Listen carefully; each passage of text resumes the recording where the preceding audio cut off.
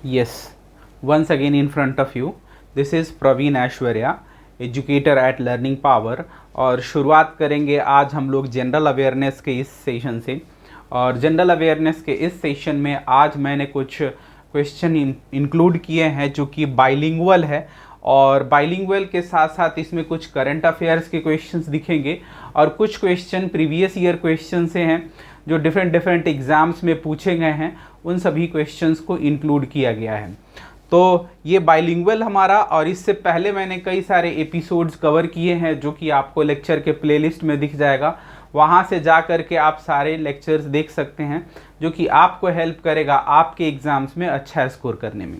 आप किसी भी एग्ज़ाम्स का प्रिपरेशन कर रहे हो, चाहे आप आरपीएफ का हो या फिर एसएससी के किसी एग्ज़ाम्स का प्रिपरेशन कर रहे हैं, एसएससी, सीजीएल, सीएचएसएल, एमटीएस या और किसी एग्ज़ाम्स का प्रिपरेशन कर रहे हैं या किसी पुलिस एग्ज़ाम का प्रिपरेशन कर रहे हैं, तो इन सभी एग्ज़ाम्स के लिए समान रूप से इम्पॉर्टेंट है ये जनरल अवेयरनेस का हमारा सेशन।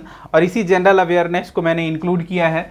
और ख़ास बात ये, जैसा कि मैंने पहले बताया कि ये बाइलिंगुअल है, बाइलिंगुअल में आपको हिंदी और इंग्लिश में मिल जाएगा। तो आप जो लोग इंग्लिश मीडियम के स्टूडेंट्स हैं वो इंग्लिश वाले से देख सकते हैं और हिंदी वाले हिंदी मीडियम से। इसी को ध्यान में रखते हुए हमने इसे बाइलिंगुअल इंक्लूड किया है, ठीक है। तो शुरुआत करते हैं जनरल अवेयरनेस के इस सेशन से। और पहला क्वेश्चन आपके सामने जो आएगा वो है कि इन रूमिनेंट्स मीन्स की जो जुगाली करने वाले जानवर होते हैं, cattle, bacteria present in dash help in digestion of cellulose, ठीक है। तो इसमें बोला गया है कि बैक्टीरिया किस में प्रेजेंट होता है जो कि उन्हें पाचन में सहायता प्रदान करता है। तो ये जो हमारा इसका सही आंसर है वो है रूमेन, ठीक है। ये हमारा आंसर है रूमेन। ये जो है हेल्प करता है रूमिनेंट्स में कि वो उनको खाए हुए चीज़ों को डाइजेस्ट कर सके, ठीक है। अब आते हैं अगले क्वेश्चन पर। अगला क्वेश्चन यहाँ पर है, बोला कि विच institution launched the list of 50 iconic Indian heritage textiles, ठीक है। तो ये देखिएगा, ये ऐसे इंस्टीट्यूशन की बात की गई है जिन्होंने जो है इंडियन हेरिटेज टेक्सटाइल्स को जो है लॉन्च किया है। बोला गया कि किस संस्थान ने 50 प्रतिष्ठित भारतीय विरासत वस्त्रों की सूची की शुरुआत की है, ठीक है। तो यहाँ पर आप अलग अलग देख पा रहे हैं इंस्टीट्यूशंस के नाम दिए हुए हैं। और जो पहला बोला गया कि मिनिस्ट्री ऑफ टेक्सटाइल है, नीति आयोग है, मिनिस्ट्री ऑफ कल्चर है, और लास्ट वाला हमारा यूनेस्को है। तो आप सभी को बता दूं कि देखने में तो सब लग रहा है, क्योंकि यहाँ पर हेरिटेज की बात की गई तो कल्चर हो जाएगा, मिनिस्ट्री ऑफ टेक्सटाइल की बात की गई तो यहाँ पे टेक्सटाइल से जुड़ा हुआ है। तो हम ऐसे करके बड़े उससे लगा सकते हैं, लेकिन जैसे ही हम टेक्सटाइल यहाँ और टेक्सटाइल यहाँ करेंगे हमारा ये वाला गलत हो जाएगा। क्योंकि जिनको ये नॉलेज होगा कि हाँ किस इंस्टीट्यूट ने ये लॉन्च किया है तो बड़े आसानी से कर पाएंगे। अदरवाइज तुक्का लगाने वाले यहाँ पर फंस जाएंगे, क्योंकि तुक्का वाले में यही करेंगे कि यहाँ टेक्सटाइल है, यहाँ भी टेक्सटाइल है, तो हम कपड़ा मंत्रालय लगा देते हैं और गलत कर पाएंगे, ठीक है। अब देखिएगा यहाँ पर जो है ये इंस्टीट्यूट है जिसका नाम है यूनेस्को। यूनेस्को का फुल फॉर्म है United Nations educational scientific cultural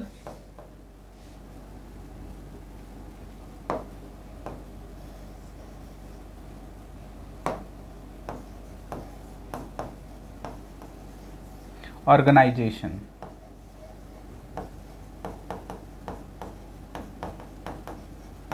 ठीक है। ये यूनेस्को देखेंगे, United Nation educational scientific cultural organisation, ये जो है यूनेस्को का फुल फॉर्म है।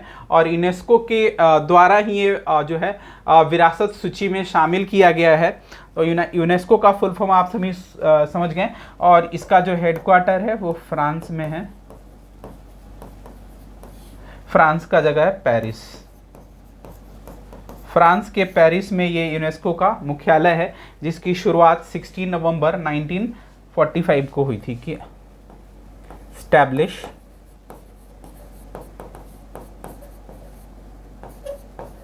ऑन 16 नवंबर 1945। 16 नवंबर 1945 को किसकी शुरुआत हुई थी? यूनेस्को की। और ये जो है हर कंट्री में, अलग अलग देशों में वहाँ के विश्व विरासत सूचियों की सूची जो है जारी करता है। और भारत में भी ऐसे कई सारे प्लेसेस हैं जो कि यूनेस्को की विरासत सूची में शामिल है। यहाँ पर आइकॉनिक इंडियन हेरिटेज टेक्सटाइल की बात की गई है, तो ये हमारा यूनेस्को इसका आंसर हो गया है। अब आते हैं अगले क्वेश्चन पर।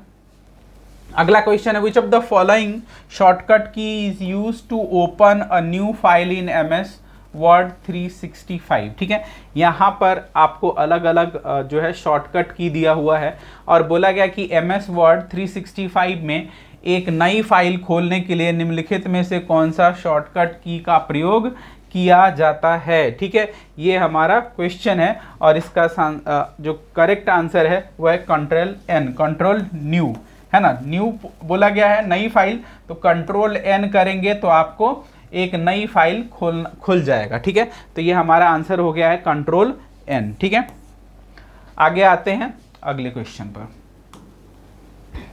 अगला बोला है कि law of demand state that there is a negative relationship between, है ना। मांग का नियम क्या कहता है कि डैश के बीच एक नकारात्मक संबंध है, नेगेटिव रिलेशंस बोले गए हैं यहाँ पर। तो आप सभी को बता दूं, यहाँ पर जो ऑप्शंस दिए गए हैं, demand for commodity and it's supply, demand for a commodity and it's price, ठीक है, और बोला गया है कि tax on commodity and it's price, supply on the, देखिए बोला गया कि किसी भी वस्तु की मांग और उसकी कीमत के बीच एक नकारात्मक संबंध होता है। ठीक है, डिमांड एंड प्राइस, ठीक है, demand for commodity and it's price में नकारात्मक संबंध होता है। ठीक है, जितना ज़्यादा डिमांड बढ़ेगा उतनी ज़्यादा प्राइस होगी। और बोला कि advance light helicopter ALH, advance light helicopter, ठीक है, बोला गया है MK3 has been manufacture by which organisation. ठीक है, तो जैसा कि ये हेलीकॉप्टर की बात की गई है ना, तो ये बनाया किसके द्वारा जाएगा, तो उसकी बात कर लेते हैं। देखिए ये हेलीकॉप्टर है, इसरो का काम क्या होता है, हालांकि इसका आंसर बाद में बताऊंगा, मैं पहले सबका फुल फॉर्म बता दूं। ये है Indian space research organisation,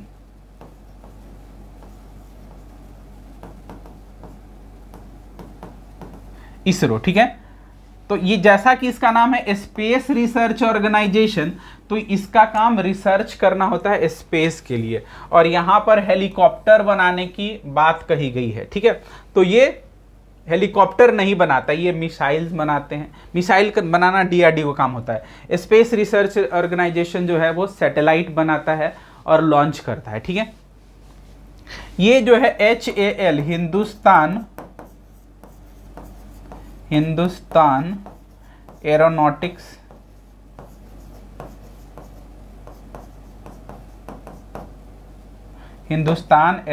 limited,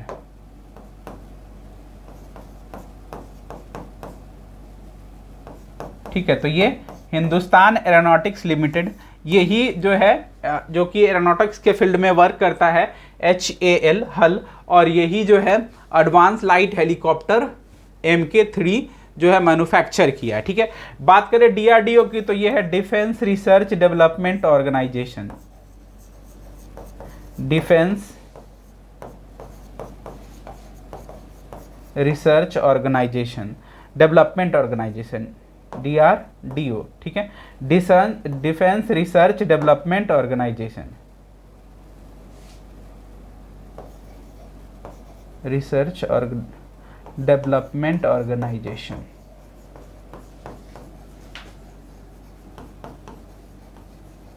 ठीक है, DRDO।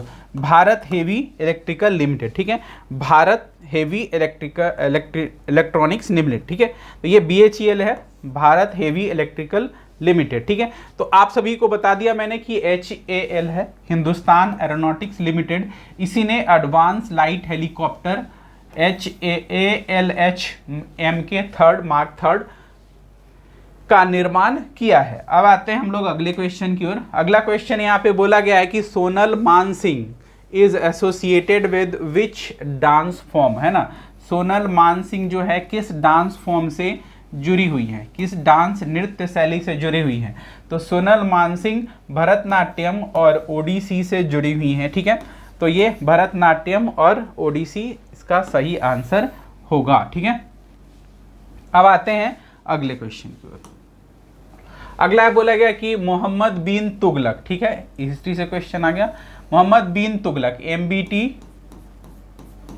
Mohammad bin Tughlaq shifted the capital back to Delhi after 2 years due to which of the following reason. तो MBT मोहम्मद बिन तुगलक जो था वो दिल्ली से दौलताबाद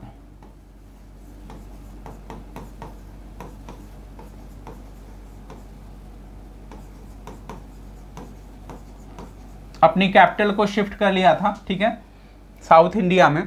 लेकिन वहां पे उसको पता नहीं था कि वाटर की स्कार्सिटी होगी। एक्चुअल में मोहम्मद बिन तुगलक जो था कई भाषाओं का जानकार था MBT, और वो अपने ज्ञान के सामने दूसरे लोगों को कुछ नहीं समझता था, लेकिन नेचर प्रेमी था। अब नेचर प्रेमी होने की वजह से जब वो दिल्ली और इन सभी एरियाज में ग्रीनरी देखता था, हरियाली देखता था, उसको लगता था कि इधर बहुत हरियाली है।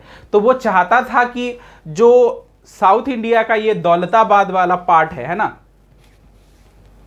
उस एरिया को भी ये चाहता था कि हरा भरा बना दिया जाए। उधर जनसंख्या कम थी, तो क्या किया इसने, दिल्ली के लोगों को फरमान जारी किया, जिसके बारे में हम सभी जानते हैं, तुगलकी फरमान। तो तुगलकी फरमान यही मोहम्मद बिन तुगलक के लिए बोला जाता है कि तुगलकी फरमान है, मीन्स की वो जो है लोगों के लिए परेशानी का सबब है, लेकिन जब फरमान सुना दिया गया है तो आपको करना होगा। उसी को हम लोग तुगलकी फरमान के नाम से जानते हैं, ठीक है। तो अब क्या किया कि मोहम्मद बिन तुगलक ने फरमान सुना दिया और लोगों को जबरदस्ती दौलताबाद ले जाना शुरू कर दिया, क्योंकि इसका एम ये था कि वहां पर ग्रीनरी को बढ़ाया जाए। लेकिन इसको पता नहीं था कि वो जो एरिया है जहां पर वाटर स्कार्सिटी है, ठीक है, अब वाटर की स्कार्सिटी होगी तो पेड़ पौधे कैसे होंगे, लोग वहां पे कैसे रहेंगे। क्योंकि हमारी जो सिंधु सभ्यता के से हमें जो जानकारी प्राप्त हुई है, या जो इतिहास हमारा बताता है कि सभ्यता का विकास उसी क्षेत्र में हुआ जहां पर वाटर थे, है ना, नदियों के किनारे हुए, वाटर बॉडीज के आसपास जो है सभ्यता का विकास हुआ। आज भी आप देखेंगे कि भारत नहीं, विश्व के बड़े बड़े शहर जो हैं वो सब वाटर सोर्स होते हैं वहां पर बसे हुए हैं, ठीक है।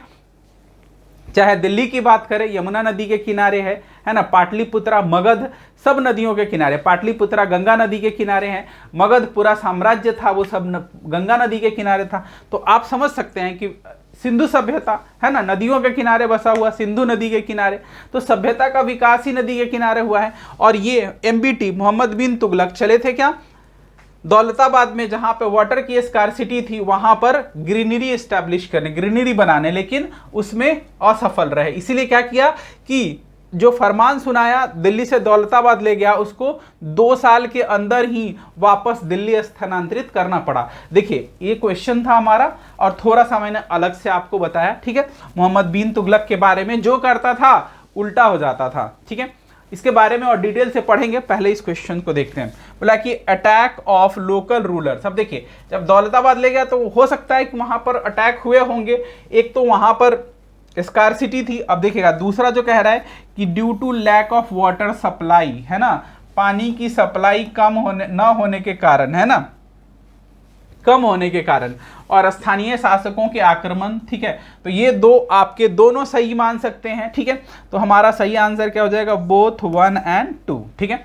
बोला गया करेक्ट ऑप्शन सेलेक्ट करना है, ठीक। अब आते हैं हम लोग आगे अगले क्वेश्चन पर। अगला क्वेश्चन यहां पे कह रहा है, क्या कह रहा है,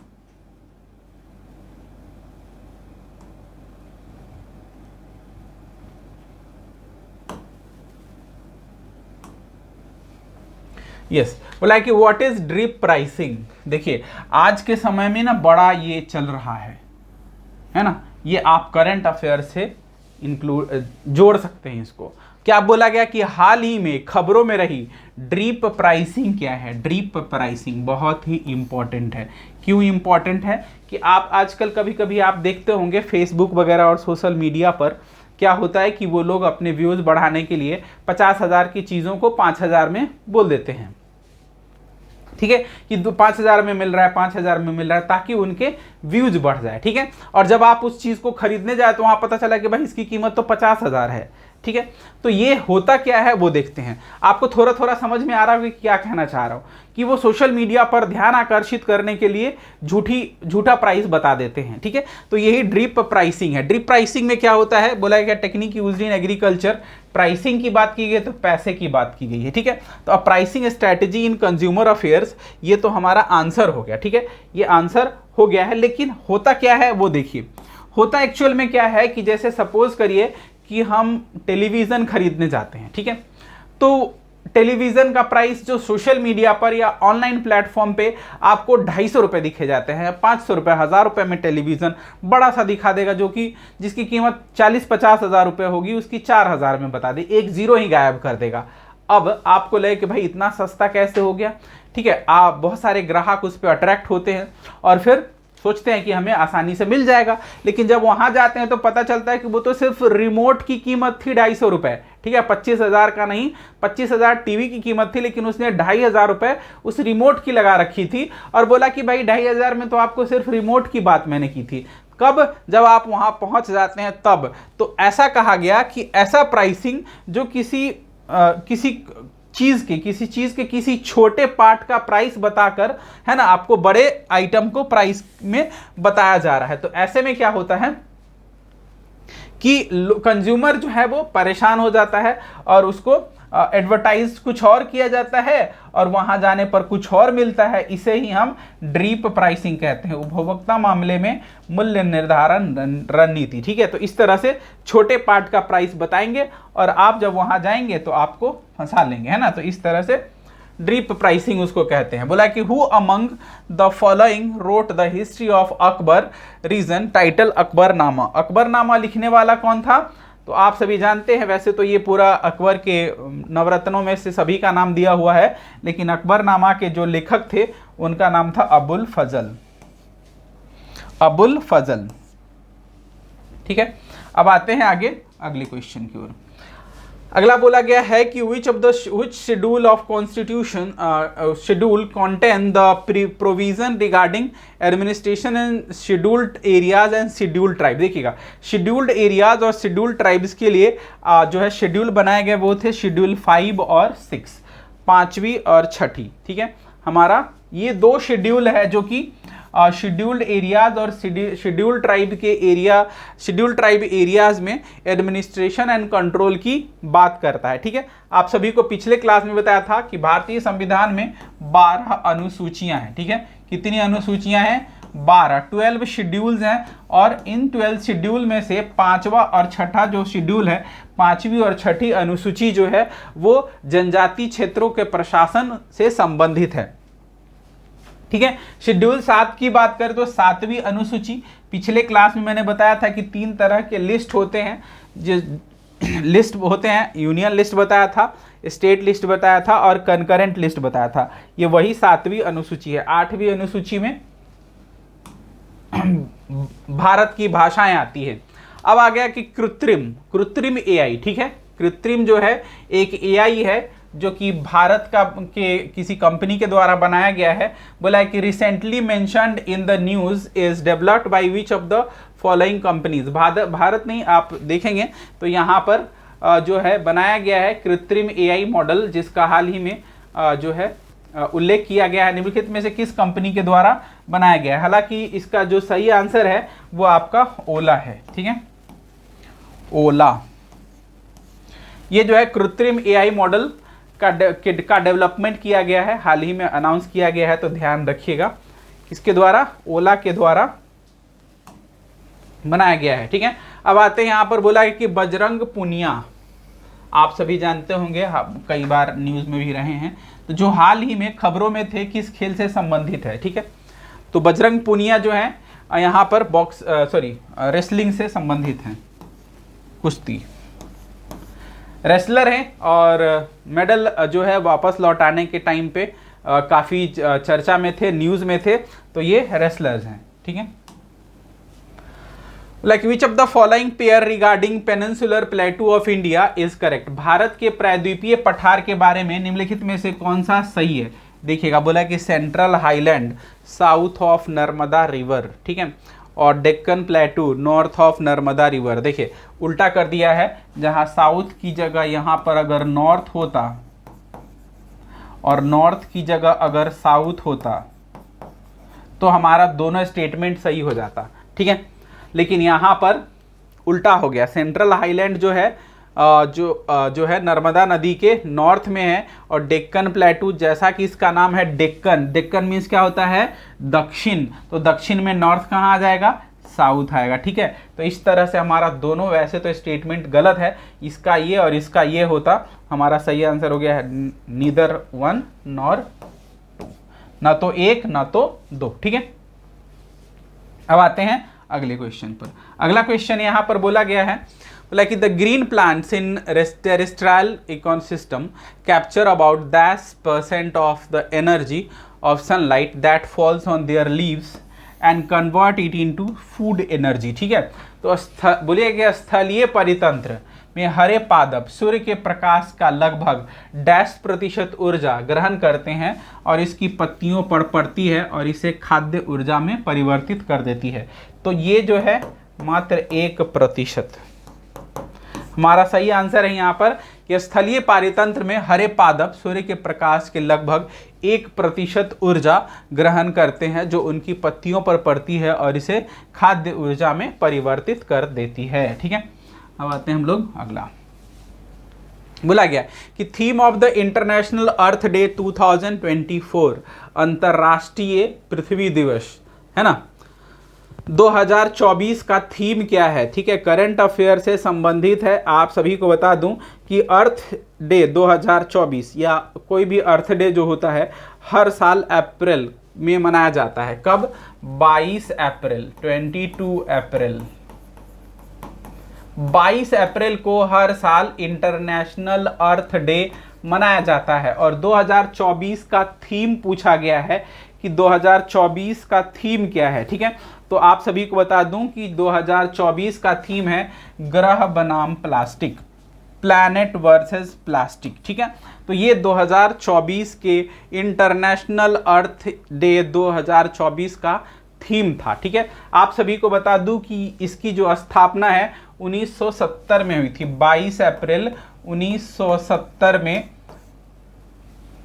इंटरनेशनल अर्थ डे की शुरुआत हुई थी, पहली बार सेलिब्रेट किया गया था, और तब से लेकर आज तक है ना हर साल इंटरनेशनल अर्थ डे मनाया जाता है। और 2024 का थीम था प्लैनेट वर्सेस प्लास्टिक, है ना, ग्रह बनाम प्लास्टिक। ये हमारा सही आंसर है। ठीक है, अब आते हैं हम लोग अगले क्वेश्चन पर। अगला क्वेश्चन जो बोला है वो बोला है कि Nashik is also known as dash capital of India. Nashik का वैसे तो प्याज बहुत फेमस है, लेकिन यहाँ पर जो नासिक है उसका वाइन, शराब, ठीक है, शराब के लिए जाना जाता है। अब गोल्ड की बात करें तो गोल्ड के लिए जो है गोल्ड सिटी ऑफ इंडिया, क्या, गोल्ड सिटी ऑफ इंडिया किसे कहा जाता है, गोल्ड सिटी ऑफ इंडिया। देखिए गोल्ड सिटी ऑफ इंडिया, इसका ये मतलब नहीं कि यहाँ पर सबसे ज्यादा सोना मिलता है, इसलिए गोल्ड सिटी कहा जाता है क्योंकि यहाँ पर कौन सा, त्रिशूर, त्रिशूर एक जगह है केरला में, वहां पर हर साल 700 करोड़ 700 करोड़ का जो है व्यवसाय होता है। ये ज़्यादातर साउथ अफ्रीका से आते हैं सोना, और सबसे ज़्यादा सोना इसी गोल्ड सिटी मीन्स की ये केरला में है। ठीक है, त्रिशूर, वहीं से इसकी शुरुआत हुई। केरल, केरला को कहा जाता है gold city of India. Orange city of India किसे कहा जाता है, ऑरेंज सिटी ऑफ इंडिया कहा जाता है किसे, नागपुर, नागपुर को ऑरेंज सिटी ऑफ इंडिया कहा जाता है। कॉटन के लिए आएगा अहमदाबाद। अहमदाबाद को कॉटन सिटी ऑफ इंडिया कहते हैं, ठीक है। यहाँ पर ज़्यादा, ये भारत का मैनचेस्टर के नाम से भी जाना जाता है, मैनचेस्टर ऑफ इंडिया, ठीक है। कौन? अहमदाबाद। तो ये हमारा सही आंसर आ गया है नासिक शराब के लिए। Like who was conferred with the Ashoka Chakra for his gallantry in 26/11 Mumbai terrorist attack, है ना। 26/11 के मुंबई आतंकवादी हमलों में उनकी वीरता के लिए अशोक चक्र से सम्मानित किया गया। कौन थे वो? ये थे हेमंत करकरे, ठीक है। दूसरा हमारा इसका आंसर है हेमंत करकरे। हर लोग जानते होंगे, हेमंत करकरे का नाम सुने होंगे, ठीक है। 26/11 मुंबई आतंकी हमले में इनकी मृत्यु हो गई थी, ठीक है। तो ये हमारा सही आंसर हो गया है। अब आते हैं हम लोग अगले क्वेश्चन पर। बोला गया कि what is the name of India's first regional AI news presenter, ठीक है। भारत की पहली एआई न्यूज प्रेजेंटर का क्या नाम है? तो उसका नाम है लीजा। लीजा क्या है? ओडिशा टीवी, जो कि एक रीजनल न्यूज चैनल है ओडिशा का, ठीक है। ओडिशा का न्यूज चैनल है जिसने पहली बार भारत का पहला एआई न्यूज प्रस्तुतकर्ता, प्रेजेंटर बनाया है, ठीक है। लीजा नाम है उसे, ठीक, उसका, ठीक है। कहाँ का? ओडिशा का टीवी चैनल है, रीजनल टीवी चैनल है, ठीक है। कई भाषाओं में ट्रांसलेट कर सकता है ये। बोला कि which of the following temple is situated in Tamil Nadu, Tamil Nadu में इनमें से कौन सा मंदिर स्थित है? तो शोर टेम्पल जो है ये तमिलनाडु में है, ठीक है, तमिलनाडु। तो हमारा आंसर हो जाता है शोर टेम्पल, ठीक है। कैलाश की बात करें तो ये कैलाश जो है एलोरा आप सभी जानते हैं, एलोरा केव्स जो है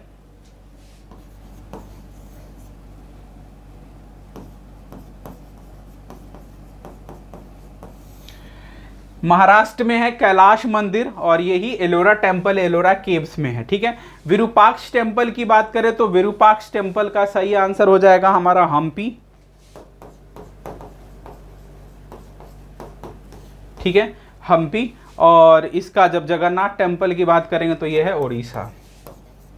ओडिशा के पुरी में, ठीक है। एकमात्र सिटी जिसे हम खाते हैं, पुरी, ठीक है।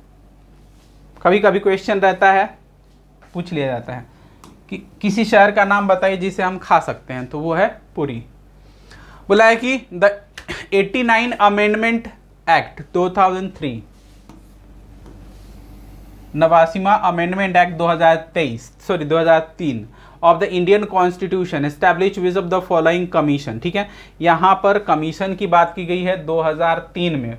तो बोला है कि भारतीय संविधान के 80वें संशोधन अधिनियम 2003 ने निम्नलिखित में से किस आयोग की स्थापना की? तो इसका सही आंसर है राष्ट्रीय अनुसूचित जनजाति आयोग, ठीक है, national commission for scheduled tribes, ठीक है, राष्ट्रीय अनुसूचित जनजाति आयोग। द नेक्स्ट बोला है कि Mahatma Gandhi abruptly called off, means की वापस ले लिया, ठीक है, the non cooperation movement when in dash a crowd of peasant set fire to a police station in Chauri Chaura. तो चौरी चौरा की घटना के बाद महात्मा गांधी ने नॉन कोऑपरेशन मूवमेंट वापस ले लिया था, ठीक है। तो वो जो समय था वो था फरवरी, ठीक है, 5 फरवरी 1922, ठीक है, 5 फरवरी 1922 को चौरी चौरा वाली जो घटना थी उसमें क्या हुआ था कि शांतिपूर्वक एक भीड़ जो थी वो प्रोटेस्ट कर रही थी, जिसे पुलिस ने रोका था, ठीक है। और पुलिस ने पहली बार गोली बारी की थी। उसके बाद जो भीड़ है वो गुस्से में आ जाती है, और गुस्से में आने के बाद क्या करती है कि पुलिस को मारना पीटना और भगाना शुरू करती है।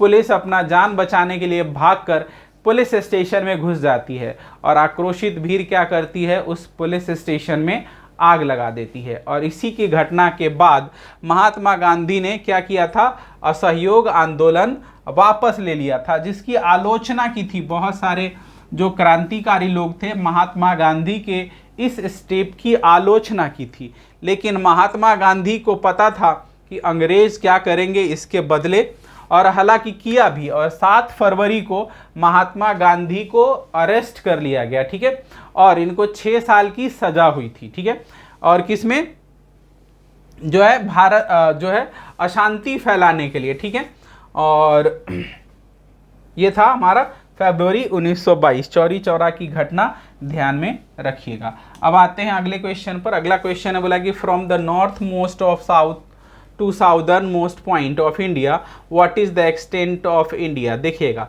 भारत की बात करें, ऐसे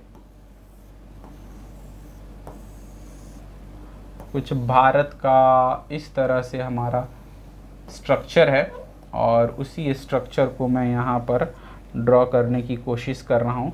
तो बोला गया है कि नॉर्थ से लेकर साउथ तक, तो नॉर्थ से लेकर साउथ तक मीन्स कि कश्मीर से कन्याकुमारी तक भारत का जो क्षेत्र है, उस क्षेत्र की जो लंबाई है वो कितना है, तो 3214 किलोमीटर, 3214। तुम्हारा आंसर हो जाता है 3214। अब बात करें यहाँ से यहाँ तक, ठीक है, तो ये है 2914 किलोमीटर। अगर ईस्ट टू वेस्ट पूछता तो हमारा आंसर होता 2914 किलोमीटर, और अगर नॉर्थ टू साउथ मीन्स कि यहाँ पर आ गया आपका साउथ, यहाँ पर आ गया नॉर्थ, यहाँ पर आ गया वेस्ट, और यहाँ पे आ गया ईस्ट, ठीक है। ईस्ट टू वेस्ट अगर देखेंगे तो 2914 किलोमीटर और 3214 किलोमीटर, इस तरह से, ठीक है। तो ये हमारा आंसर हो गया। अब आते हैं अगले क्वेश्चन की ओर। अगला क्वेश्चन है, बोला गया है कि dash was the first web browser developed by the national centre for super computing application, ठीक है, तो उसका नाम था सफारी। सही आंसर है इसका सफारी, ठीक है। अब आते हैं, सॉरी ये जो है इस सफारी नहीं, मोज़ैक, ठीक है, और ये है हमारा बोला एक सुपर कंप्यूटिंग का मोज़ैक।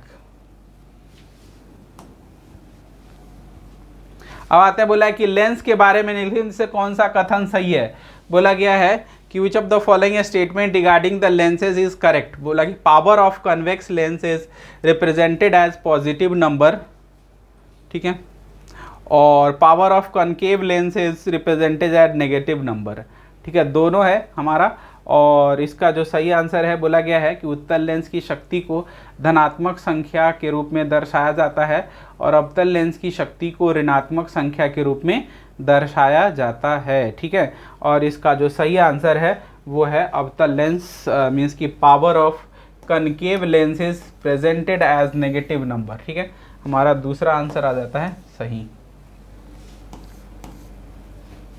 अब आते हैं अगले क्वेश्चन पर। अगला क्वेश्चन जो यहाँ पर है, बोला गया कि Hindon river is tributary of which river. Hindon नदी किस नदी की सहायक नदी है। तो आप सभी को बता दूं कि हिंडन जो है वो किसकी सहायक नदी है, यमुना,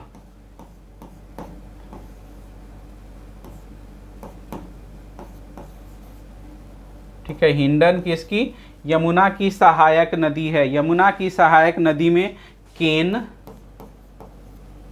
बेतवा, ठीक है, चंबल, ठीक है, ये सब नदी जो है ये किसके, यमुना नदी की सहायक नदी है। गंगा की बात करें तो गंगा में, गंगा की सहायक नदी है यमुना, और क्या क्या है, घाघरा, ठीक है, उसके बाद है कोसी, ठीक है, सोन, कई सारी नदियां गंगा की ट्रिब्यूटरी है। नर्मदा की भी कई सारी ट्रिब्यूटरी हैं। नर्मदा की बात करें तो यहाँ पे तवा आता है, तवा। तापी की ट्रिब्यूटरी की बात करें तो यहाँ पे आता है पूर्णा, ठीक है। तो इस तरह से सभी नदियों की सहायक नदियां हो गई गंगा, यमुना, नर्मदा, तापी, इन सभी नदियों की सहायक नदियां। तो इस तरह से ये हमारा आज का जो क्वेश्चन सेशन था जिसमें हम लोगों ने हिंडन वाला क्वेश्चन किया, ठीक है, और इस तरह से ये हमारा